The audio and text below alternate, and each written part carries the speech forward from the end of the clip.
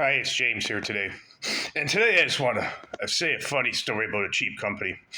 I worked in a factory over 29 years, and if you had to wear coveralls, you'd throw them in a bin, and the company would come and wash them, and the company paid for your coveralls.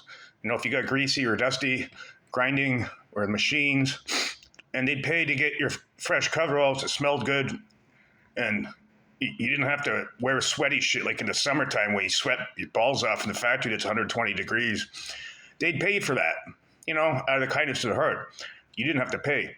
And when I left the factory, I went to a long-term care home by St. Clair College, and it was during the COVID pandemic. They had to overstaff it. I don't have my job there anymore.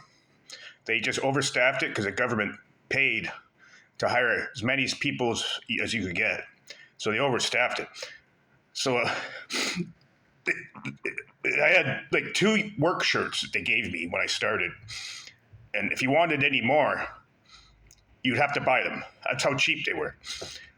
And I was going into COVID positive patients' room every day to do repairs in the rooms on the walls or anything, the heating and cooling, you name it. Fix the toilet if the toilet's running. And, the patients were sneezing on me, coughing, and urinating all over the floor. And they didn't do my work shirts and clean them for me. And they didn't give me enough for a week.